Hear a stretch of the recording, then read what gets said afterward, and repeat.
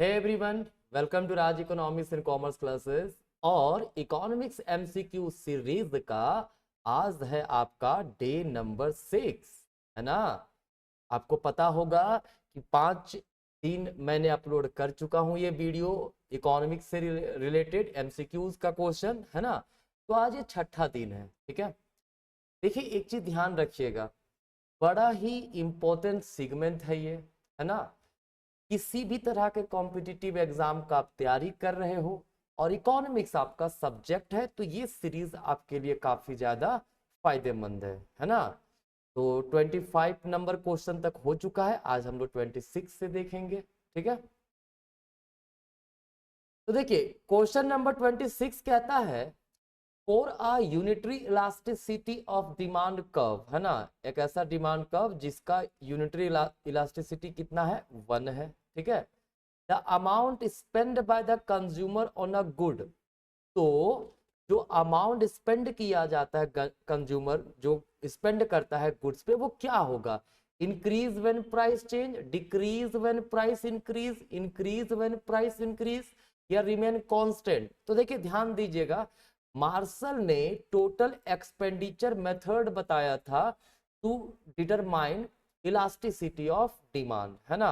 उनका कहना है कि अगर प्राइस राइज करता है और हमारा जो एक्सपेंडिचर है वो डिक्रीज करता है, मतलब दोनों के बीच में अगर इनवर्स रिलेशनशिप है, ठीक है, तो ऐसे केस में elasticity of demand greater than 1 होगा, ठीक है।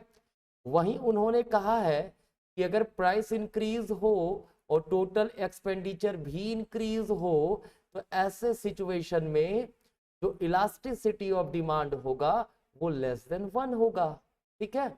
और अगर प्राइस चेंज हुआ, प्राइस क्या हुआ, चेंज हुआ, मतलब इंक्रीज हो या डिक्रीज हो, लेकिन टोटल एक्सपेंडिचर जो हमारा है वो कांस्टेंट रहे, क्या रहे, टोटल एक्सपेंडिचर में किसी भी प्रकार का चेंजेस ना हो, तो वहां पर इलास्टिसिटी ऑफ डिमांड 1 होता है, मतलब यूनिटरी इलास्टिसिटी होता है, ठीक है। तो हमारा जो ऑप्शन है वो क्या होगा, remains constant when price changes, ठीक है। अगर यूनिटरी इलास्टिसिटी ऑफ डिमांड है तो वैसे केस में प्राइस चेंज भी होता है, टोटल एक्सपेंडिचर जो होगा कंज्यूमर का उसमें चेंजेस नहीं होगा, ठीक है। चलिए, क्वेश्चन नंबर 27 है, which of the following statement is not correct, not correct पूछा है, ठीक है। तो इन perfect competition the firm can easily inter and leave the industry, बिल्कुल सही ऑप्शन है ये, मतलब आंसर, ये स्टेटमेंट तो सही है, हमें नॉट करेक्ट पूछ रहा है, ये तो करेक्ट स्टेटमेंट हुआ, क्योंकि परफेक्ट कंपटीशन में कोई भी फर्म एंट्री कर सकता है, कोई भी फर्म इंडस्ट्री से बाहर जा सकता है कभी भी, ठीक है।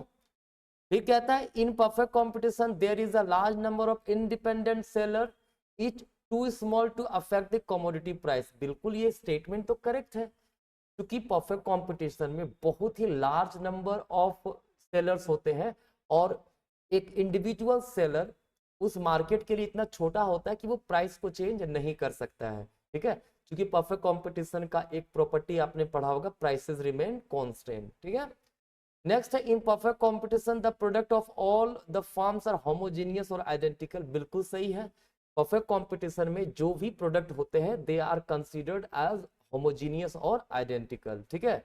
In perfect competition the product of all firms are different, नहीं, प्रोडक्ट डिफरेंट नहीं होता है, तो this is the incorrect statement, मतलब ये करेक्ट नहीं है, हमें पूछा वही है, तो हमारा आंसर सिर्फ होगा 4, ठीक है। Option number B 4 only, clear है, कोई दिक्कत नहीं होनी चाहिए आपको।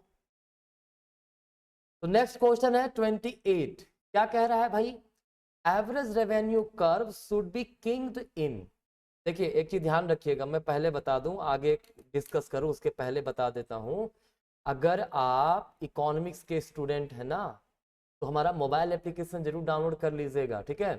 बीए इकोनॉमिक्स हो, एमए इकोनॉमिक्स हो, सीयूटी पीजी इकोनॉमिक्स हो, यूजीसी नेट का इकोनॉमिक्स हो या कॉमर्स हो, टीजीटी पीजीटी का कोर्स हो, ठीक है, इन सब के कोर्सेज हमारे ऑनलाइन एप्लीकेशन में अवेलेबल हैं। ये हमारा नंबर है, इस पे व्हाट्सअप कर सकते हैं, ठीक है। अभी फिलहाल अप टू 50% डिस्काउंट चल रहा है, और अगर आप रांची से हैं तो हमारा ऑफलाइन कोचिंग है रांची में, ठीक है, आप यहाँ पे ऑफलाइन क्लासेस विजिट कर सकते हो, ठीक है ना। चलिए क्वेश्चन में बढ़ते हैं। कहता है average revenue curve should be kinked. देखो एवरेज रेवेन्यू कर्व में किंग्ड मॉडल कहाँ पे दिया गया है, ठीक है। अगर आप ध्यान से देखो तो ये ओलिगोपोली का मॉडल है, ओलिगोपोली का मॉडल है, ठीक है।